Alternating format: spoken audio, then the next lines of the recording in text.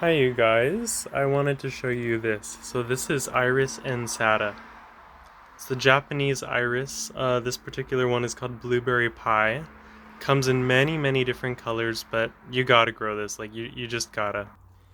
So I got mine for like $4 in clearance. I don't know if you guys can tell, I'm really definitely into the clearance aisle. But I saw that this one had a nice ring going through it. And I didn't expect any blooms, because it's so overcrowded.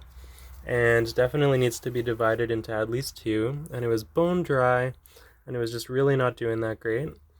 But I guess it was happy to find a new home, because, I mean, this bloom is brilliant. So iris, the word iris, comes from the Latin iridus or iridum, which means color, and that's because irises come in so many different colors. They're a whole array of colors, really a rainbow of colors. What I really love about this one is it's very flat. And this isn't really a good example of how big the blooms are. When these get established, and they're a very long-lived plant, this is one that you can potentially give on to your kids, your grandkids, great-grandkids eventually one day. But as they establish, the blooms will be almost twice the size.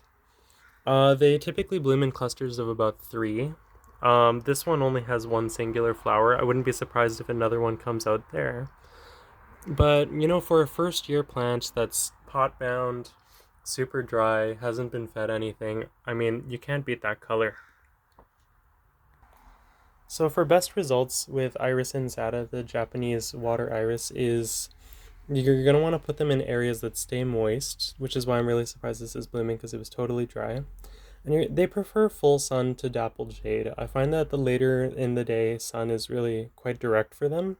So if you can find a place that around 2, 3, 4 p.m. gets a little bit of shade, that would be ideal. If you're here in the northern hemisphere, up in Canada, the States, UK, whatever, I would recommend picking an area that's not southern exposure or eastern exposure.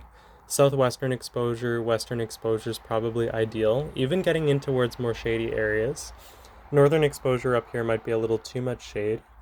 These guys do benefit from a heavy nitrogen fertilizer early on, and then anything with like phosphorus or bone meal or anything like that later on in the season. They really like fish emulsion too, and they can get pretty big. Best time to divide them is definitely in the early spring when they're just starting to shoot out of their rhizomes. And you're not going to want to cover the rhizomes. Well, actually, I don't even know if it's a true rhizome. It's more of a fibrous rooted plant than the bearded iris, the Germanica. But regardless, you're going to want to plant them pretty shallow. And unlike what this has, you're going to want to keep them well watered.